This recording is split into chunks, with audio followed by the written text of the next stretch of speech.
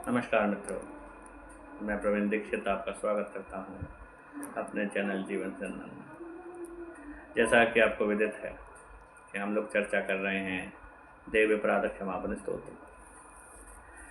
इस स्तोत्र के अंतिम 2 श्लोक ही बाकी रह गए हैं।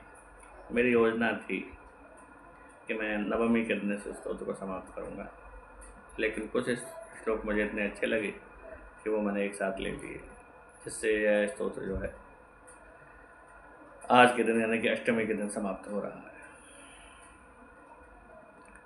लेकिन फिर भी अपने संकल्प की सिद्धि के लिए, संकल्प को सत्य करने के लिए कल के दिन में इस स्तोत्र का एक सारांश और उसके विषय में कुछ रहस्यपूर्ण बातें वो मैं आपको बताऊंगा, शरणागति की और भक्ति योग की। इस स्तोत्र में मैं आपको एक हिंट दे देता हूँ, एक संकेत मात्र कर देता हूँ कल के वीडियो के लिए। और विज्ञ पुरुष तो समझ ही गए होंगे, खैर, जो स्वाध्याय करते रहते हैं, कि यह जो क्षमापन स्तोत्र तो है, क्षमा तो मांगी जा रही है, लेकिन मुझे बड़े विचित्र ढंग से मांगी जा रही है। ये हिंट है, ये संकेत है। सामान्य ढंग से मुझे क्षमा नहीं मांगी जा रही है।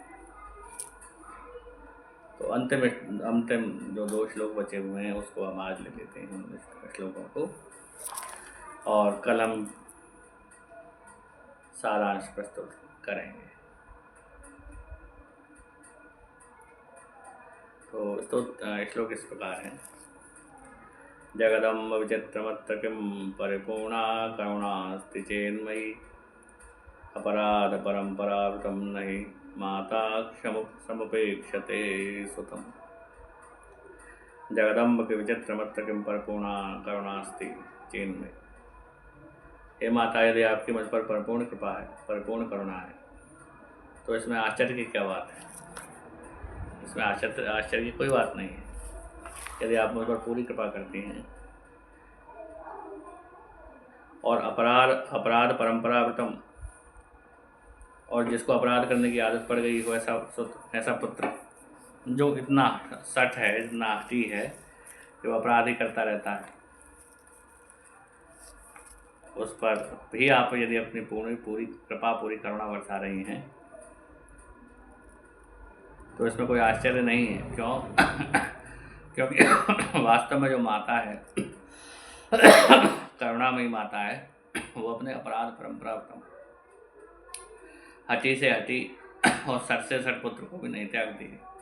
वो मूर्ख हो, द्रोही हो, आचरणहीन हो, लेकिन माता कभी अपने पुत्र से घृणा नहीं करती, वो प्रेम ही करती है। डांटती भी है तो भी प्रेम से ही डांटती है, और शासन करती है तब भी प्रेम से ही करती है। और प्रेम का तो फिर कहना ही क्या है, वात्सल्य का। यानी माता के डांटने में भी वात्सल्य है। ये तो सामान्य माता की बात है, लेकिन यहाँ पर जिस माता की बात हो रही है वो तो जगन माता है। जैसा कि मैंने पहले भी कहा था कि एक सामान्य माता का जो वात्सल्य है, वो इस जगन माता के वात्सल्य का एक कण भी नहीं है, एक बूंद भी नहीं है। वो तो वात्सल्य का सागर है, उसके हृदय में कितना वात्सल्य होगा। तो ऐसी वात्सल्य में माता अपने अपराध परंपरा, अपराध करने वाले, बार बार अपराध करने वाले पुत्र का भी त्याग नहीं करती। तो यदि तुम मेरा त्याग नहीं कर रही हो तो इसमें आश्चर्य क्या है? कोई आश्चर्य नहीं है। यदि आप मेरी उपेक्षा नहीं कर रही हो, यह बात यहाँ पर बार बार कही जा रही है कि यदि आप मेरी उपेक्षा नहीं करती, उसमें आश्चर्य कुछ नहीं है। अधिकार पूर्वक भी बात कही जा रही है। अंतिम श्लोक है, मत समः पातके नास्ते पापग्नि त्वत्समान हि, एवं ज्ञात्वा महादेवी यथा योग्यम तथा कुरु। बड़ा विचित्र श्लोक है। कहा जा रहा है कि मेरे समान कोई पातकी नहीं है। अब स्पष्ट सुन लो, हे माता जी, स्पष्ट सुन लो। मैं बहुत कुछ कह चुका हूँ, विभिन्न प्रकार के श्लोकों से, विभिन्न प्रकार के भावों से मैं आपकी स्तुति अनेक प्रकार से कर चुका हूँ, लेकिन अब अंतिम बात सुन लीजिए कि मेरे समान तो कोई पातकी नहीं है। मैं स्वीकार करता हूँ, और यह भी एक जगत प्रसिद्ध बात है जिसको सभी जानते हैं। कोई दबी छुपी हुई बात नहीं है कि पाप अग्नि तो समान नहीं, और पापों को नष्ट करने वाला तुम्हारे समान कोई नहीं। अच्छा, यदि भगवान की जो पाप अग्नि शक्ति है, यानी पाप को नष्ट करने वाली शक्ति है, वो क्या पाप से बड़ी है? यह सोचने योग्य बात है, चिंतन करने योग्य बात है कि भगवान की जो दुराचार को नष्ट करने वाली शक्ति है, पाप को नष्ट करने वाली शक्ति है, वो पाप से बड़ी थोड़ी है। यानी पाप भगवान को रोक नहीं सकते यदि कृपा करें भगवान तो। रोक कौन रहा है? वो भी एक रहस्यमय बात है कि भक्त का जो कल्याण नहीं हो पा रहा है, भगवान इतने समर्थ भगवान के होते हुए भी यदि जीव दुख भोग रहा है, हमारे पापों से भगवान नहीं रुके होंगे। पापों की क्या हैसियत है? पापों की कितनी शक्ति है? भगवान की महान शक्ति के आगे भगवान को पापों की क्या शक्ति है? क्या पाप भगवान को रोक लेंगे? यदि भगवान हमें दर्शन देना चाहें तो क्या हम भगवान रुक जाएंगे पापों की वजह से, और भगवान रुक जाएं तो फिर वो भगवान कैसे हुए? ये चिंतन करने योग्य बात है ना,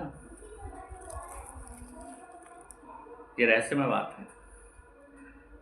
तो मत समह पाप की नास्ती है माता जी, आप स्पष्ट सुन लीजिए कि मेरे समान कोई पापी नहीं है और आपके समान कोई पाप को नष्ट करने वाला नहीं है। क्यों नहीं है? क्योंकि आपकी जो पाप अग्नि शक्ति है वो किसी शर्त में नहीं बंधी हुई है। आप नष्ट कर दीजिए मेरे पापों को,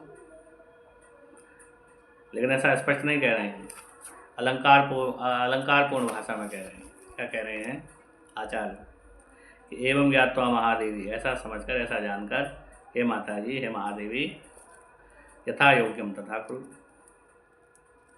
आप जैसा उचित समझें वैसा करें। अब माता जी क्या उचित समझेंगे? या तो अलंकारपूर्ण भाषा में स्पष्ट कहा जा रहा है कि आप मेरे पापों को नष्ट कर दीजिए। आप यही करेंगी क्योंकि यही आपके योग्य है। पूरे स्तोत्र में यही कहा जा रहा है कि यही आपके योग्य है, यही आपको करना चाहिए, और आप यही करती हैं, आपका स्वभाव ही यही है। तो मेरे पापों से क्या फ़र्क पड़ता है? मेरे पापों से क्या अलग हो गया यदि मैं पापात्मा हूँ? तो आप तो पापात्माओं का उद्धार करती ही हैं। और बल्कि पाप अग्नि तो समान है, आपके समान तो कोई पाप को नष्ट करने वाला है ही नहीं, और मेरे समान कोई पापी नहीं है। यदि तब भी मुझे कोई चिंता नहीं है, क्योंकि आप यथा योग्य जैसा उचित समझे वैसा करें। इसका सीधा अर्थ है कि आप मेरे पापों को नष्ट कर दीजिए, आप मुझे क्षमा कर दीजिए, आप मुझे अपनी शरण में ले लीजिए, मैं जैसा भी हूँ वैसा आपका ही हूँ। जैसा कि गोस्वामी तुलसीदास जी ने अपने पद में कहा है, तू दयालु दीन हो, तू दानी हो भिखारी, हो प्रसिद्ध पातकी, तू पाप पुंजहारी। मैं तो प्रसिद्ध पातकी हूँ और तुम पाप पुंजहारी हो, तुम पापों में पुंज का नाश करने वाले हो। और अंत में कहते हैं, तो ही मोहि नाते अनेक मानिए जो भाव, क्यों क्यों तुलसी कृपाल चरण शरण पावे। जैसे तैसे शरण तो मिले किसी भी नाते से, तो यही नाता सही जो ये आचार्य कह रहे हैं। गोस्वामी तुलसीदास ने अनेक नाते बताए, तो ब्रह्म है, मैं जीव हूँ, आदि आदि इत्यादि। तो यही नाता सही कि मैं सबसे बड़ा पापी हूँ और आप सबसे बड़ी पापों को नष्ट करने वाली हैं। तो यही नाता सही, इसी नाते से मेरा उद्धार कर दीजिए, इसी नाते से मेरा उद्धार हो जाएगा। तो ऐसा कहकर बड़ा ही रहस्यमय भाव आचार्य प्रकट कर रहे हैं कि शरणागत भक्त को का उद्धार करने में कोई रोक टोक नहीं है। तो रोक टोक किस बात में? शरणागत होने में। हम शरणागत हैं ही नहीं। जिस दिन हमारी शरणागति पूर्ण हो जाएगी, जिस दिन हम पूर्ण रूप से सरेंडर कर देंगे, अपने अहंकार को भगवान के चरणों में समर्पित कर देंगे, तो पापों में इतनी शक्ति नहीं है कि वो रोक लें भगवान को। किसने रोक रखा है? हमारे विमुख होने। ये बड़ा ही रहस्यमय शब्द है भक्ति योग का कि जीव विमुख है और भगवान को विमुखता ही प्रिय नहीं है। बस सन्मुख हो जीव मोह जब जन्म कोटि नाश नहीं तभी। जैसे ही जीव सन्मुख हुआ उसके सभी पाप नष्ट हो जाएंगे। जन्म कोटि अगर नाश नहीं तभी, ये रहस्यमय चौपाई है ना। जब ही तभी, इसका अर्थ है एक सेकंड भी नहीं लगेगी, बस सन्मुख होना है। हम सन्मुख हैं नहीं, विमुख हैं। ये भक्ति योग की दृष्टि से बोल रहा हूँ। इसलिए मैं तो आपके सम्मुख हो गया हूँ, आचार्य कह रहे हैं।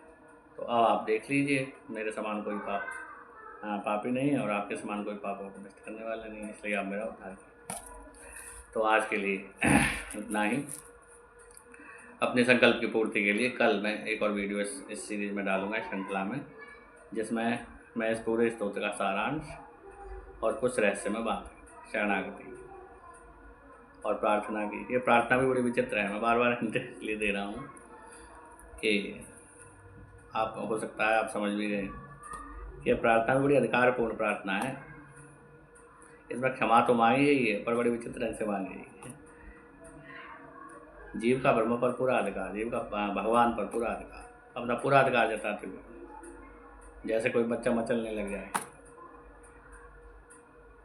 ठीक है, इस वीडियो में आज इतना ही, क्योंकि अगर मैं अधिक वो बात करूँगा तो सारा भेद शायद मैं आज ही खोल दूँगा। इसलिए आज के वीडियो में इतना ही। कल हम फिर से बात करेंगे इस श्रृंखला के अंतिम वीडियो में। भगवान की स्तुतियों के तो अनंत भाव हैं। यदि मैं 10 श्रृंखलाएँ भी बनाऊँगा तब भी इस स्तोत्र के या अन्य किसी भी स्तोत्र के अनंत अनंत भावों का मैं पार पाने में समर्थ नहीं हूँ। इसमें तो यह है कि बस चर्चा करते ही रहो। इस चर्चा करने का कोई उद्देश्य नहीं है।